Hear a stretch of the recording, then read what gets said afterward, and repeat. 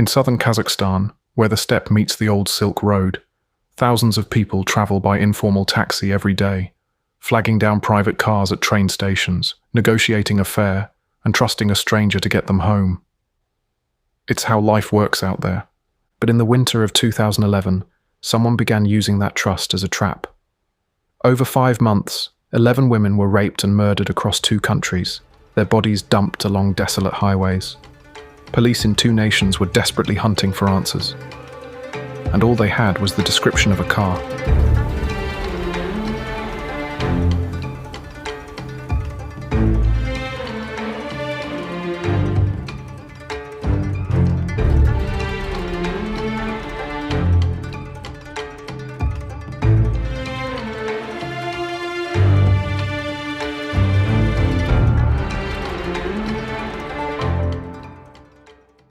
29 years old and the mother of a little girl, Natalia Pashkova had travelled to Shymkent by train just before Christmas 2011 to visit family. On the night of December 19th, she arrived at Shymkent's bustling railway station after a long journey from Karaganda in the north. Natalia's 3-year-old daughter and sister were with her on the train. At the station, they parted ways. The sister took the child onward to a relative's home in a nearby town, while Natalia, smiling and waving goodbye, set out to find a taxi to take her the last few miles home. Outside the station, she flagged down a private car, an informal taxi, a common practice in Kazakhstan. Witnesses later remembered that the car was a black Mercedes sedan. Natalia climbed into the back seat, expecting to be home within minutes. She never arrived. 2 days later, on December 21st, a gruesome discovery was made near the 710th kilometre marker of the Almaty-Termez highway outside Shymkent.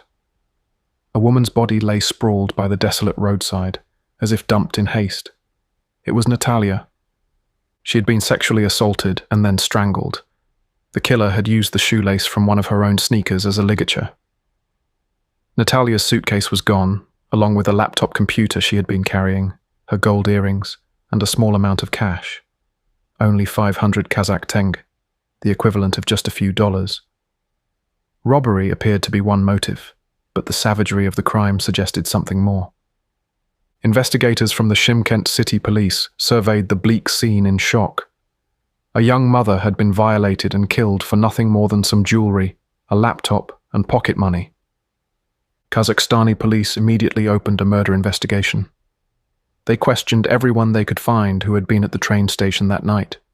Several local taxi drivers vividly recalled the young woman with a suitcase. They told police she had approached a black Mercedes and driven off with its driver. That was the last time Natalia was seen alive. Beyond the description of the car and a generic impression of the driver, officers had few leads to go on. No one had noted the license plate number. The crime scene yielded only minimal physical evidence. Days passed, then weeks, with no arrest. The trail was already growing cold. Internally, the police referred to Natalia's case as a likely gluhar, Russian slang for a dead-end case, what English speakers grimly call a cold case. But the peace of the grave would not last for long. Less than 2 months later, a second woman vanished under eerie circumstances. The missing person was 25-year-old Aliya Dauletbayeva, a resident of Saryagash, a town near Kazakhstan's border with Uzbekistan. That day, Aliya had travelled by train into Saryagash and needed to get to Shymkent to meet her family. She arranged that her husband would meet her on the outskirts of Shymkent and drive her the rest of the way home. To cover the distance between Saryagash and Shymkent, about 100 miles apart, Aliya did what many locals do. She caught a ride in a passing car offering taxi services. It was a black foreign-made car, witnesses later said, likely another unregistered cab. Aliya called her husband at 3:30 p.m. to say she had left Saryagash and was on the way. Some time later, as evening fell, she phoned him again. In a shaky voice, Aliya explained that the taxi had broken down roughly 30 kilometers, 18 miles, outside Shymkent, and the driver and his companions were attempting repairs. In the background of the call, her husband could make out male voices, multiple men speaking indistinctly. Sensing that his wife might be in danger, he urged her to abandon this ride and find another car, or wait for him to come get her. But before Aliyah could act on that advice, the call cut off. Repeated attempts to reach her phone went unanswered. Her husband, increasingly frantic, stood by the road well into the night with their young son, hoping each set of approaching headlights might bring Aliyah safely back. By midnight, hope had faded. He drove to the police station to report her missing.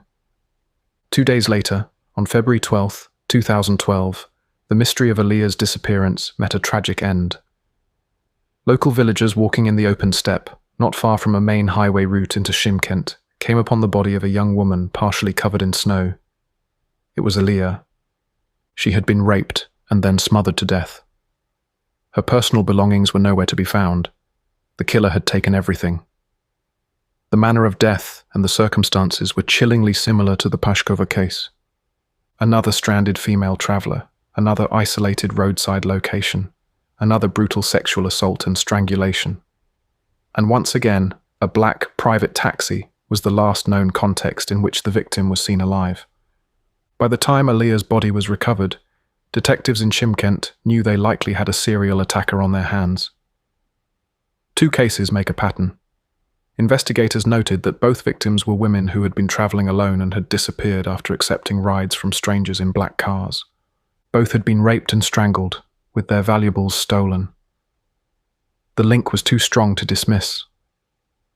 There was no telling if or when the killer would strike again, but the escalating pattern suggested it could be soon.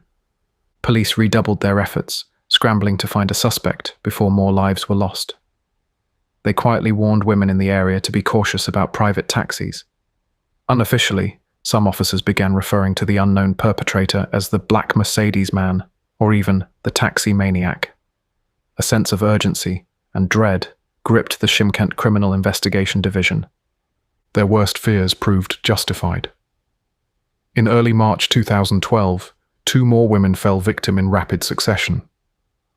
On March 12th, a shepherd tending his flock near the 740th kilometre of the Almaty-Termez highway, a remote stretch of road cutting through the windswept Kazakh steppe, stumbled upon a corpse.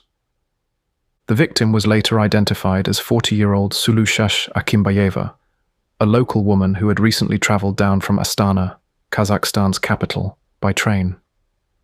She had been trying to get from Shymkent's train station to her village in the countryside. Like the others, she was found strangled with a piece of her own clothing. In her case, her scarf had been tightened around her neck. Her jewellery, mobile phone, and about 35,000 tenge in cash, worth a few $100s, were missing. 2 days later, on March 14th, authorities recovered yet another body, this time at the 712th kilometre of the same highway. The victim was a 54-year-old woman named Saylaugul Serikbayeva from the Ordubasi district of South Kazakhstan region. She too had been robbed and strangled.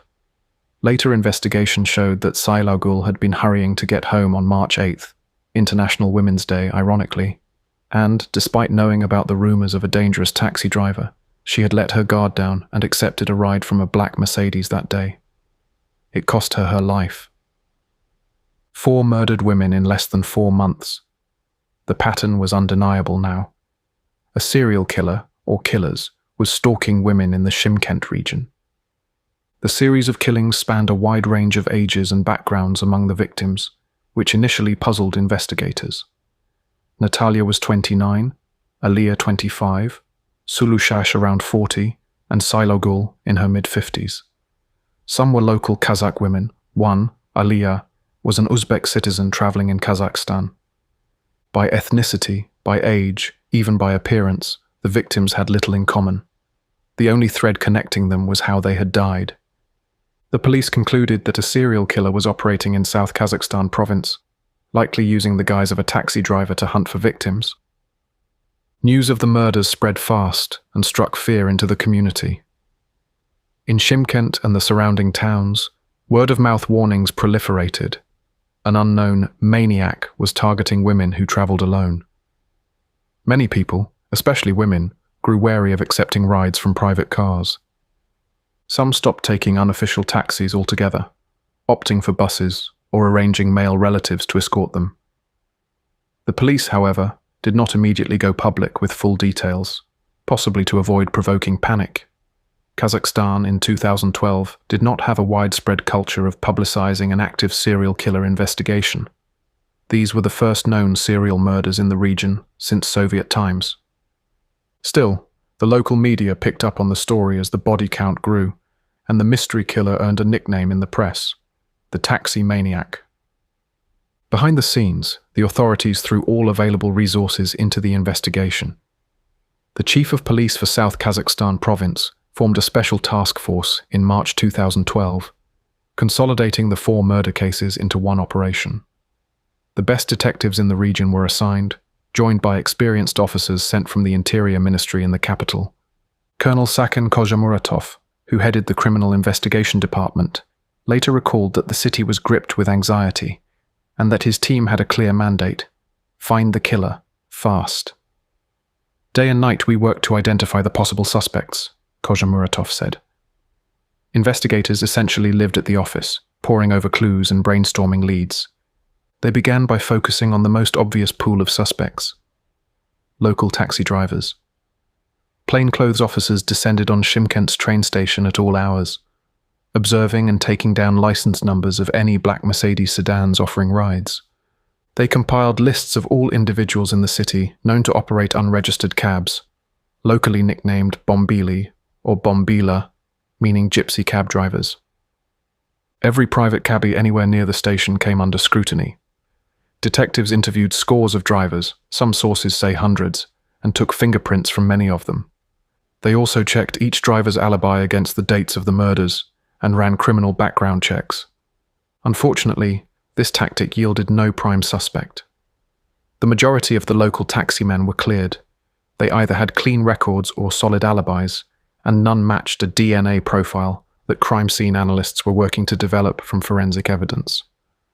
Police also ramped up patrols on the highways radiating from Shymkent. Marked and unmarked units monitored traffic along the Almaty to Termez route and other roads, especially after dark. Officers were instructed to stop and inspect dark-coloured sedans, particularly black Mercedes cars, and to check the IDs of drivers. However, in what would later be recognised as a critical oversight, these roadblocks primarily targeted cars with Kazakhstani licence plates. The assumption was that the killer was a local, or at least driving a locally registered vehicle. Why they decided not to check cars with Uzbek plates to this day no one can answer, one official admitted later. Leads were scant. Crime scene evidence was mostly limited to what wasn't there, the victim's missing belongings, and the grim forensic findings from autopsies. The forensic lab determined that 2 perpetrators were likely involved in at least the first murder. Semen analysis from Natalia Pashkova's body indicated 2 distinct male perpetrators. This meant the police might be looking for not one, but a pair of killers, or even a group. That would explain how a single man had overpowered adult female victims without any apparent struggle beyond the initial surprise attack. It also hinted at a particularly dangerous scenario: a gang of serial murderers working together. Such cases are exceedingly rare and hard to crack. Investigators sought help wherever they could. They considered using criminal profilers and consulted psychologists to sketch out the personality of their suspect. The profilers theorized that the killer was likely a young male, disarmingly personable, and able to gain the trust of his victims easily. This fit with the notion of a faux taxi driver, someone who could chat up a lone female traveller and seem benign enough that she'd accept a ride. Nobody expected that a seemingly polite, clean-cut young man could be a monster in disguise, but that was precisely the profile drawn. Later, officials would marvel at how accurately this profile described the real culprit. Desperate for leads, some families of victims even turned to psychics and clairvoyants, hoping for supernatural guidance. Rumours swirled about the killer's identity, everything from a deranged local ex-convict to an occult killer. But none of it was concrete. For a time, the case seemed utterly stalled. Then came a break, not from within Kazakhstan, but from across the border. Kazakh investigators had not forgotten the possibility that this taxi killer might not be working alone, or even might not be from their country. Back in December, when Natalia Pashkova was murdered, there had been whisperings about similar killings in neighbouring Uzbekistan. In fact, the earliest rumours of a serial killer had come from Tashkent, the capital of Uzbekistan, in late 2011. At the time, however, no official information had been available from Uzbek authorities. The cases were kept under wraps. Still, by March 2012, the Kazakh team could not ignore the possibility of a cross-border connection. They decided to reach out formally to Uzbekistan's law enforcement. On instructions from the General Prosecutor's Office of Kazakhstan, official inquiries were sent to several neighboring countries under a regional mutual legal assistance treaty. Letters went out to Russia and Kyrgyzstan, but most importantly to Uzbekistan, asking if they had any analogous crimes or suspects on their radar. For a few anxious weeks, Kazakh officials waited. Then, a reply came from Tashkent. The information would crack the case wide open.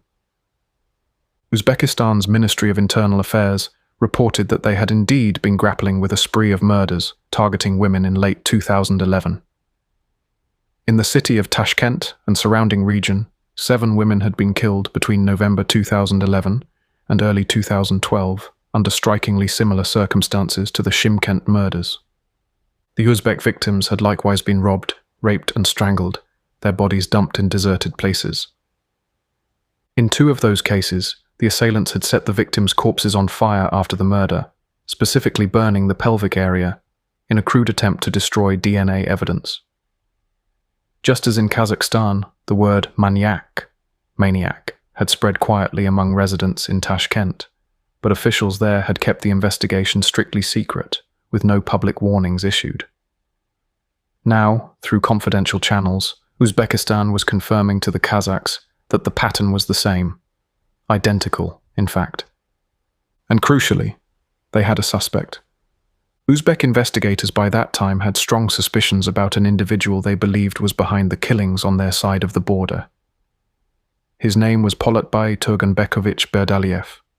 He was 26 years old, a citizen of Uzbekistan, born and raised in a village in the Tashkent region. Berdaliev had a mixed Uzbek-Kazakh background, ethnically Kazakh, but culturally and by passport Uzbek. He was known to have travelled frequently between the 2 countries, and notably, he owned a black Mercedes-Benz 180C sedan with Uzbek license plates. The very same model of car that witnesses saw the victims enter. The Uzbek authorities had not shared this intel publicly, but now, faced with cross-border murders, they coordinated with their Kazakh counterparts. By April 2012, the police forces of Uzbekistan and Kazakhstan were working together, pooling information in a joint effort to capture Berdaliev and any accomplices. They realized they were hunting one and the same group. As Colonel Kozhemuratov later explained, 11 crimes committed in 2 states were combined into one case, and we began to work together with our Uzbek colleagues, coordinating our actions.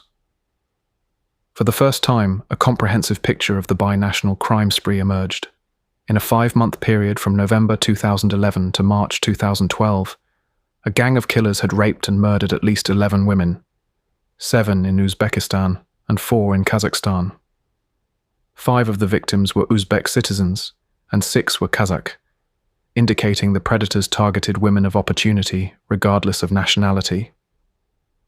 The killer's method, offering intercity taxi rides in a black Mercedes with Uzbek plates, was the same in every case. At last, investigators had a name and a face for their suspect, and a transnational plan to catch him. Kazakh authorities learned that Berdaliev had recently vanished from his home in Uzbekistan. Intelligence indicated he might be laying low somewhere in southern Kazakhstan, perhaps even plotting another attack. In late April 2012, a tip from Uzbek police narrowed his whereabouts to Taraz, a city in Kazakhstan's Jambil region, not far from Shymkent. Taraz is an old Silk Road city about 300 kilometers west of Shymkent. If Berdaliev was hiding there, he was likely attempting to evade notice among its population or preparing to flee further. Investigators in Kazakhstan zeroed in on Taraz, and sure enough, they located Berdaliev's den. He had rented a small apartment in the city under an assumed reason, ostensibly just a migrant laborer from Uzbekistan seeking work. For 2 days, Kazakh surveillance teams kept watch on the suspect from a discreet distance. They observed a slight, quiet young man going about routine activities, nothing outwardly suspicious. But they knew this was likely the killer who had terrorized 2 countries. Fearing that Berdaliev could be armed or might try to escape if he sensed the net closing, the police prepared a special forces unit to assist in the arrest. On the chosen day in early May 2012, the Kazakh Special Police made their move. The takedown was swift and without drama. Plainclothes officers and commandos converged on Berdaliev's rented quarters in Taraz and caught him by surprise. He was subdued and handcuffed before he had any chance to resist. Not a single shot was fired.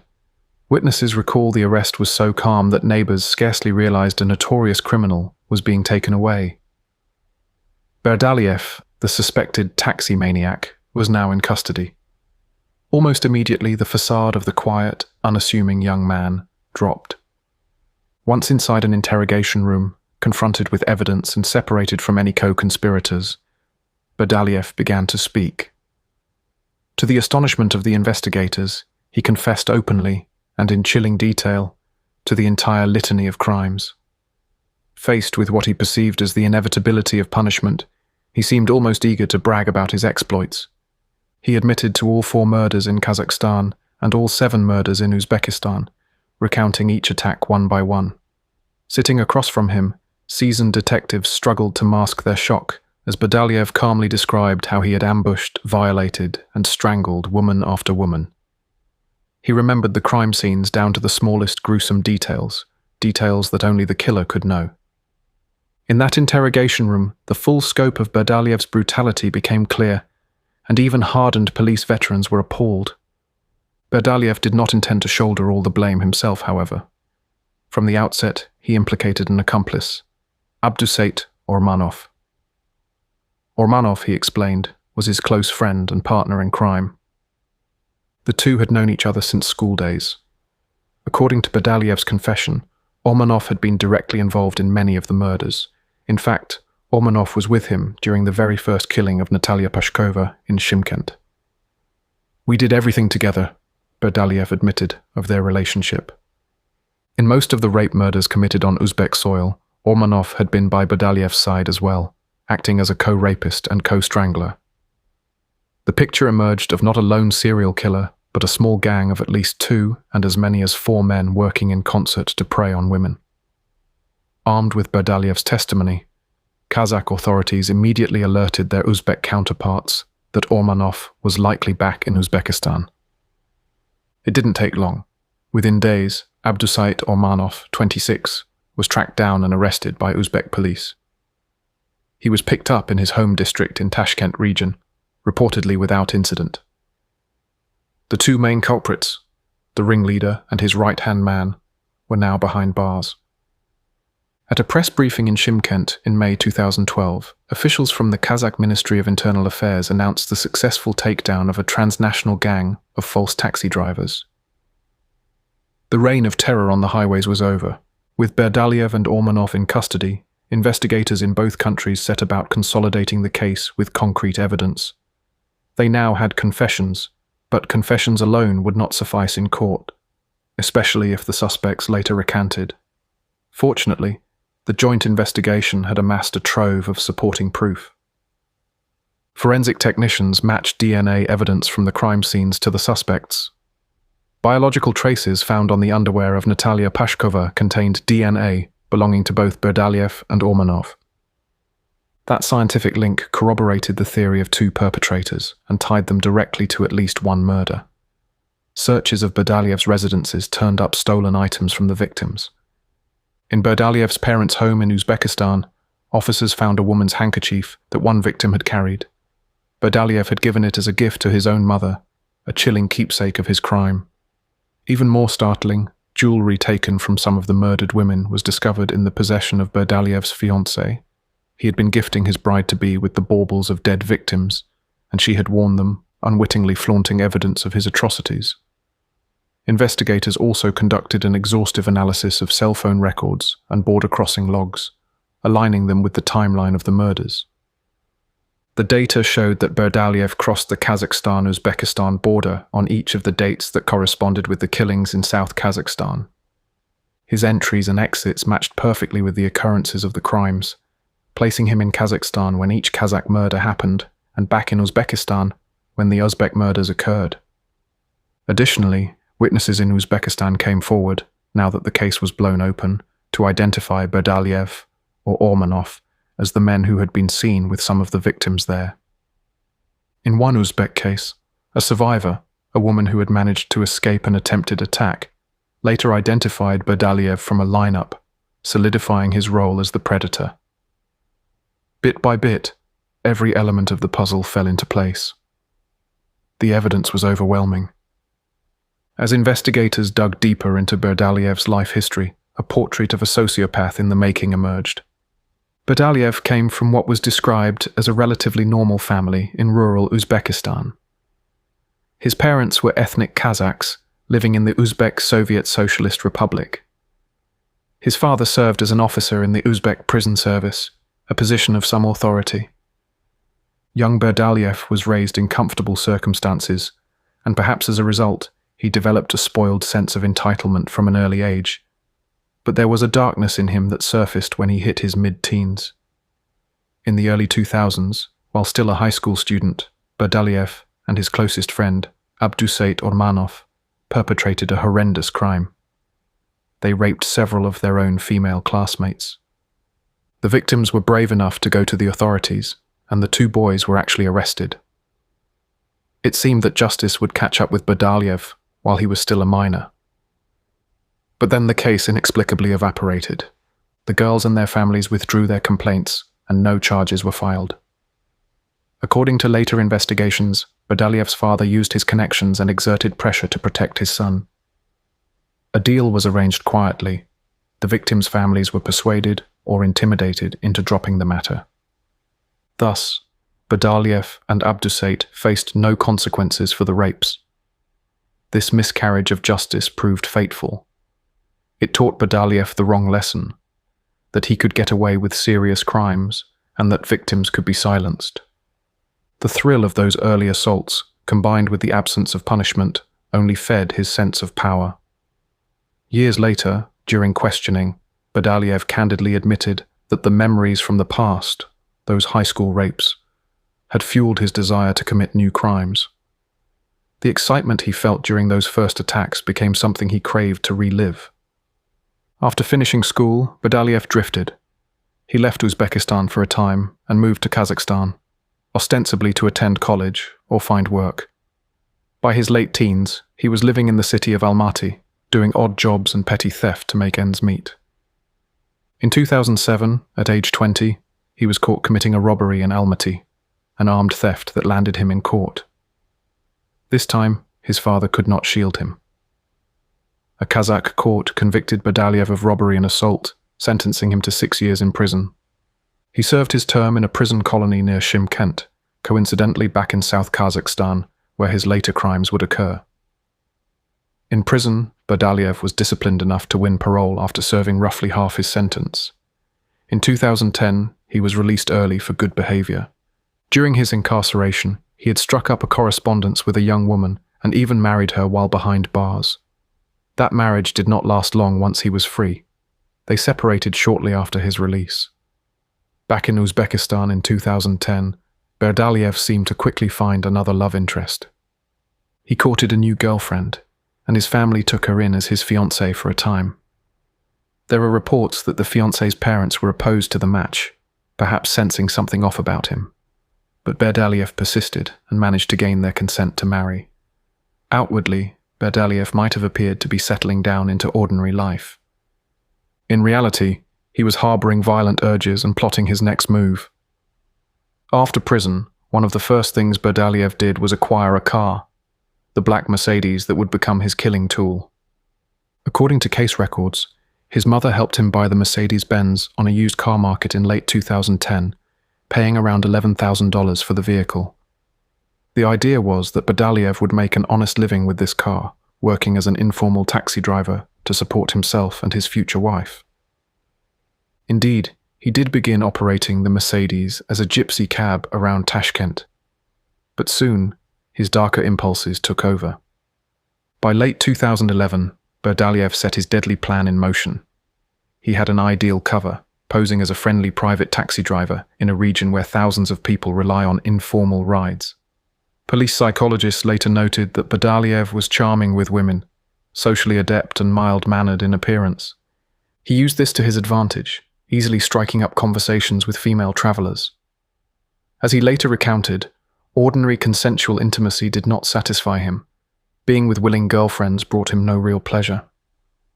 Instead, he was aroused by the memory and reenactment of violent conquest. Every time he was with a woman, he claimed, he would recall the terrified faces of those schoolgirls he had raped, and it was that image which excited him. Thus, he sought to recreate the scenario of forcing sex and wielding power over a victim. The scheme was refined with help from his old friend Ormanov and at least 2 other associates. Their identities remain unknown. Together, they formed a predatory gang of 4. Berdaliev was the leader and the primary driver of the Mercedes. He was the one who would troll for potential victims, usually young women traveling alone who were trying to get somewhere by hitching a ride or taking an informal cab. Often these women were spotted at transit hubs like train or bus stations, or walking by the roadside looking for a lift. Berdaliev got along well with women, one report later noted. He could smoothly offer a ride, flash a reassuring smile, and convince a wary traveler to trust him. Once the target agreed, Berdaliev would pick her up in the Mercedes. Unbeknownst to the victim, his accomplices, like Ormanov, were usually already hiding in the car, pretending to be fellow passengers needing a ride. It was a devious setup, a lone woman entering a vehicle with what appeared to be a harmless driver and maybe 1 or 2 other riders, which wouldn't necessarily raise alarm. With the victim aboard, the predators would set off. Berdaliev drove to wherever the victim needed, or at least, he pretended to. The ambush came when they reached a suitably isolated stretch of road. Sometimes he would feign a mechanical problem, the classic ruse of the car breaking down, which is exactly the story Aliya Daulebayeva conveyed in her final phone call. In other cases, the gang simply waited until they were far from any town or witnesses, then attacked suddenly. The assaults were swift and vicious. The men would rape the victim, often all of them taking turns, and then strangle her to death using whatever improvised garrote was at hand. A scarf, a belt, shoelaces, a strip torn from clothing, even plastic bags. The choice of strangulation was no accident, but Berdaliev later said he killed his victims primarily to eliminate them as witnesses. He feared that if he left the women alive, they would report him to police and identify him. So, as brutal as it sounds, murder became a method of witness elimination for him, albeit one he seemed to relish. In fact, he admitted that the act of killing, in addition to the rape, gave him a perverse thrill of its own. After each killing, the gang would dump the body in a remote spot near the road. Then they would loot the corpse. Money was taken from wallets, purses and suitcases were rifled for cash, bank cards, jewelry, and electronics like phones or laptops. Berdaliev, as the ringleader, usually claimed the lion's share of the stolen goods. These he would later sell at pawn shops or open-air markets in Tashkent. On some occasions, he kept particularly nice items to give as gifts. To Berdaliev, the lives he took seemed to have meant nothing. The victims were merely sources of momentary pleasure and material gain. As one reporter later summarized, the women killed by this fiend were mothers, daughters, wives, sisters. Their lives were taken for gold and silver trinkets, money, a laptop, a cell phone. Berdaliev likely became aware that authorities in Tashkent were on his trail. It's reported that he felt traps being set for him in Uzbekistan. So he made a calculated move. He shifted his hunting ground into neighboring Kazakhstan. He told his relatives and fiancée that he was going to Kazakhstan to earn some money, implying he'd be doing odd jobs or taxi driving there. In reality, he was expanding his killing spree across the border, thinking that by operating in a different jurisdiction, he could throw off any potential investigation. Throughout the winter of 2011 to 2012, Berdaliev commuted between the 2 countries like an evil phantom. He would drive into South Kazakhstan, pick a victim, kill, and then return to Uzbekistan the very same day. This explains why, despite extensive efforts, Kazakh investigators had trouble pinning him down initially. He wasn't a resident, and he left the country immediately after each crime. For a time, this strategy worked. The Kazakh police did not suspect an Uzbek outsider until the puzzle pieces finally came together through that international cooperation. Every border crossing he made coincided with a murder, a fact later confirmed by reviewing border post records. But at the time, the authorities weren't automatically linking routine travel data to these crimes. Once they finally did, it was crystal clear. Berdaliev's travel timeline was a perfect overlay on the murder timeline. With the killers captured and confessions obtained, the case moved to the courts. Jurisdiction was a tricky issue. The crimes spanned 2 countries, and both wanted to prosecute. Kazakhstan took the first turn, since Berdaliev was apprehended on Kazakh soil and had killed 4 victims there. In late 2012, Berdaliev was formally charged in Kazakhstan with multiple counts of murder, rape, and robbery. His trial took place at the Specialized Inter-District Court for Criminal Cases of South Kazakhstan Province in the city of Shymkent. During the trial, the man who had so readily confessed during interrogation attempted to save himself from the full consequences. Berdaliev retracted his confession, claiming that he had only admitted guilt under physical and psychological pressure from the police. He even feigned emotional breakdowns, portraying himself as deeply remorseful and traumatized by what had happened, as if he too were somehow a victim of these events. It was a transparent ploy for leniency. The judges and prosecutors were unmoved. There was simply too much evidence affirming his guilt beyond his own words. In the end, Berdaliev's attempt to play the victim fooled no one. The verdict in Kazakhstan was as expected. Berdaliev was found guilty on all counts for the 4 Shymkent area murders. The court convicted him of intentional murder with aggravating circumstances, rape and robbery for each instance. Given the heinous nature of these serial killings, the sentence was the maximum Kazakhstan allows: life imprisonment. Kazakhstan had instituted a moratorium on the death penalty, so life in prison is the harshest punishment. Berdaliev received life in a special regime colony, effectively life without parole. In the courtroom, families of the victims watched with grim satisfaction at the pronouncement, yet for many, life behind bars seemed inadequate. Some family members openly stated that even a death sentence would be too easy on this killer, given the suffering he had inflicted. The anguish and anger were palpable. One particularly heart-rending moment came when Natalia Pashkova's mother addressed the court.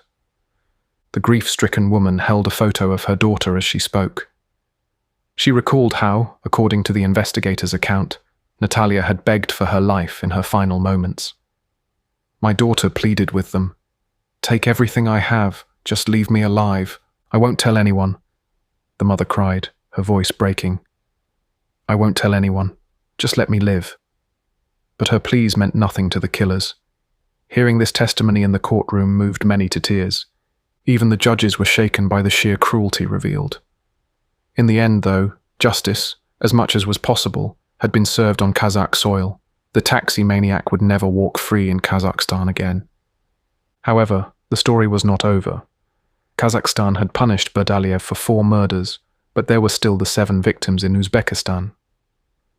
Berdaliev is an Uzbek citizen, and Uzbekistan was determined to ensure he answered for those crimes under Uzbek law as well.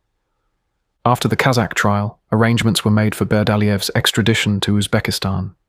This required high-level coordination between the 2 nations' prosecutor generals. Kazakhstan agreed to temporarily hand over Berdaliev to Uzbekistan's custody for the purpose of prosecution, with the understanding that he would face at least the same penalties there. By late 2013, Berdaliev was back in Uzbekistan, this time not as a free man returning home, but as a prisoner awaiting trial in Tashkent. Abdusait Ormanov, meanwhile, was to be tried in Uzbekistan from the start, since all of Ormanov's known crimes took place on Uzbek territory. He too faced charges of murder, rape and robbery for the 7 Uzbek cases. The Uzbek proceedings were shrouded in even more secrecy than the Kazakh ones. The trials in Tashkent were closed to the public, and for a long time, authorities released no information about them. In fact, no official information about the Uzbek serial killings or the trial was made public until February 2014, nearly 2 years after the arrests.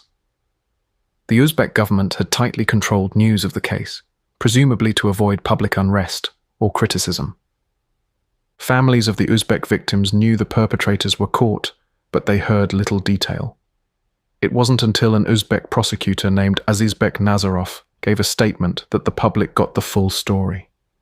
On February 26, 2014, Nazarov spoke to the press and confirmed that a court in Uzbekistan had sentenced 2 men to life in prison for the rape murders of 11 women. Though he did not name them in his initial quote, it was clear he meant Berdaliev and Ormanov, both Uzbek citizens. Nazarov's revelations, published on a judicial news website in an article aptly titled "Death Machine," marked the first time the Uzbek public was officially told about the sensational criminal case that shocked Tashkent 2 years prior. He praised the extensive investigative work that went into solving the case, noting, for example, that around 2,000 witnesses were interviewed, over 500 Mercedes-Benz car owners were checked, and some 50,000 mobile phone numbers were analyzed by law enforcement during the manhunt. By the time of Nazarov's 2014 statement, the Uzbek court had likewise found Berdaliev guilty of the 7 murders on Uzbek soil and imposed a second life sentence on him, effectively ensuring that even if something happened with one country's sentence, the other would keep him locked away forever. Abdusay Ormanov was also convicted and given life imprisonment in a high-security Uzbek prison. In Uzbekistan, life terms are typically served in the special regime colony, essentially life with no parole, mirroring Kazakhstan's sentence.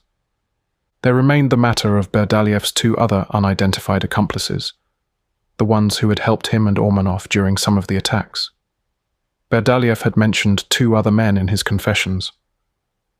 Investigators had some leads on who they might be, but those individuals had apparently fled and were not immediately caught. By late 2013, authorities in both countries had open warrants out on the additional accomplices, who were believed to be Uzbek nationals as well.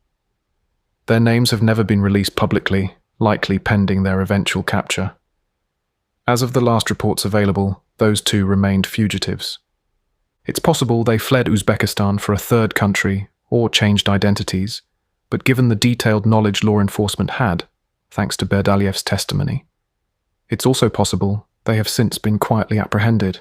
The public record, however, ends with them on the run. The vast majority of the violence had been attributed to Berdaliev and Ormanov regardless, with Berdaliev as the clear mastermind and most active participant. With Berdaliev now condemned to spend the rest of his natural life behind bars, a dark chapter in Central Asian crime history draws to a close. In Kazakhstan, he is remembered, infamously, as perhaps the most brutal serial killer of the post-Soviet era. In Uzbekistan, the case remains a cautionary tale, long kept quiet under the former regime's penchant for secrecy, but no less horrifying for its late revelation. The tale of the taxi maniac serves as a somber reminder. Even on the most routine of journeys, one may unknowingly cross paths with a predator, a lesson written in blood on the highways of Central Asia, and not soon forgotten.